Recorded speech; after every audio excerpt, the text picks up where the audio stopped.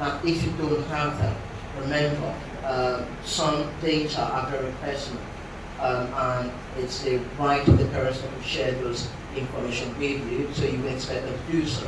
Now, the ones you can get, we did say one quick way of doing it is with a class questionnaire, and as a school, you can actually build your own data bank. So every class teacher or form tutor gives out that questionnaire. So there's a generic questionnaire that you lot produce, the leadership team will produce that, in each tutor group you give to the kids, and you collect that, save it on the system. So you've got something to build on. And for each student, the more you collect it, the more you add to each student's name. That's the way you can do it. And you can gradually begin to build it, because every country has got a wealth of data. They started from somewhere. They might be getting the names, date of birth, gender, religion, parents, like that. And with the next term, you add one or two things to the doctor. How they, their dietary requirements, whether they're allergic to dairy products or not. And as you go along, you build that database. But bottom line is, it's got to be stored very securely, very safely, and it shouldn't be open to everybody, apart from people that work here.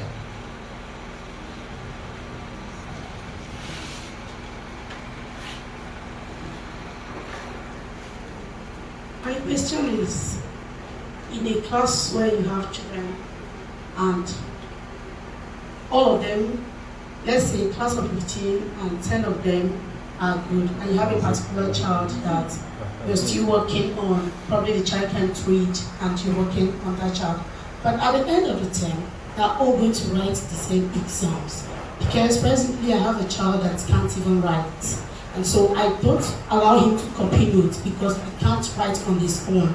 I'm still taking him on letters and identification of letters and numbers. Now, but at the end of the term, that child, I will be expected that the child should, or the parents rather will be expected that the child should write exams like the other ones. How do I handle such a case?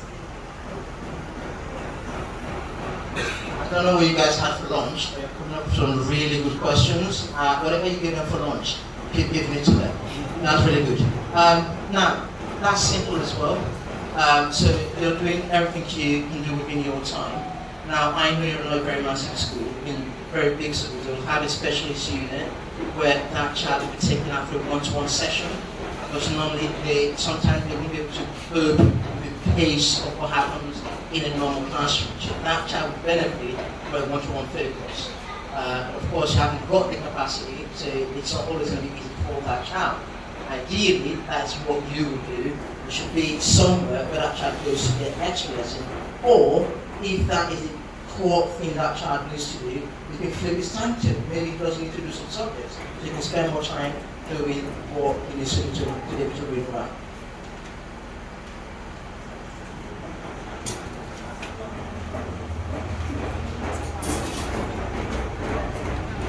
So you talked about retreating a child, how you can affect the psychology of the child. Now, in this place now, there are levels, there are things we want the child to attain before the child can go into another class, a higher class. Let's assume a child who is already in basic 1 does not know how to read and write and is moving over to basic 2, where you have higher subjects and higher topics there. How will the child go if the child should be pushed? Now this push will be continued to, let's say 6, and then the child will be expected to go to JS1, which is higher than the primary section. Now what will we do?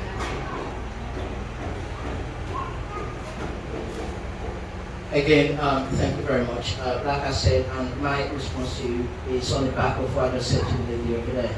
Now, in schools with capacity, you have a specialist unit where they take that child, so regardless of whether that child moves to the next class, there will be support as well going up to the next class.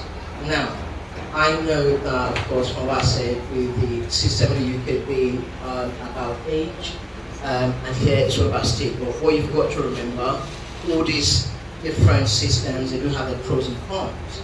Now, there will be some proponents for people that would really be in favor of a stage subsetting, and there will be some people in favor of the age kind of thing. But I think, personally, I like the kind of age one, because let them move up, but as they go up, right, yes, they haven't quite mastered some components, some content, we can get a bit of help to help them master those components. They can crack on, But yes, the ones that are not really very confident at, we can help them support them. Let's say move up to the next level, but we're still supporting them with the previous one. Yeah. So, generally, let's say in our country, Nigeria, there are some students, they just don't like a particular subject. It could be that there's no practical aspect to it. Like if you talk about something like business studies, accounting, they don't like it compared to subjects like basic science, biology, physics, and the rest. So what we do in that aspect as the teacher of such subject that students they don't really, generally don't like. I think what I would do in that instance is number one, to find out why they like those subjects. Because I think that's where the foundation where you build them. Find out why. What is it that it really is exciting, that's interesting in those subjects? If you get the answers to those ones, then maybe you can replicate the same thing in your subject or the subject that they don't actually really like. Because if you don't find out the reasons, all it's going to be difficult. It's all going to be based on assumptions. So first and foremost, what is it about those subjects? Is it because they teach in the way they like to learn? Is it because they're very kinesthetic learners?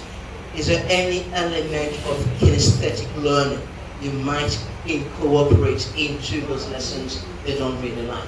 These are things that I want to think about. And also, it doesn't hurt as well to speak to those teachers. Like I said as well, observe those kids in those lessons and see what happens in there. And ultimately, speak to those kids.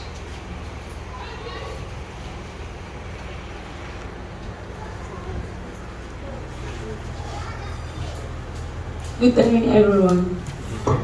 Please, my question goes like this. Based on the learning that we received today, it talks about the children that suffered from photophobia. Now, if probably I have such a child in my class, now in every corner of the class there is reflection of light, what will I do to the child? That is number one. Number two, if for instance there is an autistic child in my class, what I'm doing to others, the child is not paying attention. How can I manage the child in that class? An autistic child.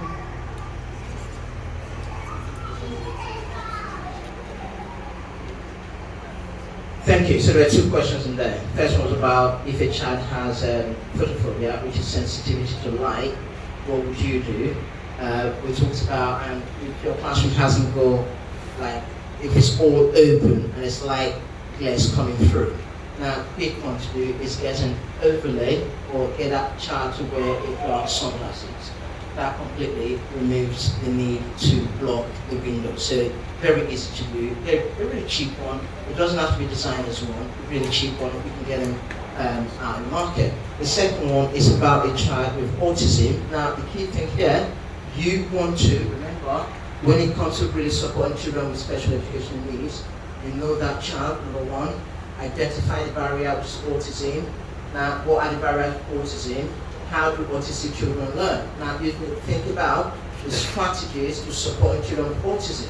And now once you've identified or got the strategies, you now implement those strategies. But more importantly, as you implement the strategies, you monitor it, you observe it, the bottom line is you review that strategy.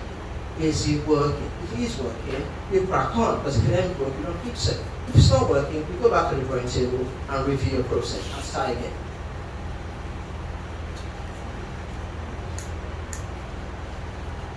Last one. So you can go, so you can leave that to.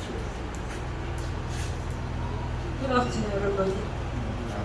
Yeah, so you said that the learning is all about a child. Now I want to ask, in response to the answer you gave to the other person, you said you have a class where all the children are not high learners, they not high ability, and if you want to give tasks, you give to the high ability, maybe 5, the other one's 3, and the other one's 2. Now, won't the children feel as if the teacher is biased because they are in the same class? Now, I've heard about that. They say, Auntie, you're unfair. It was unfair. You gave us 2 and you gave them 3. And it's as if they are in the same class, but if you're trying to segregate them, will they feel a kind of everything is not fair in that environment?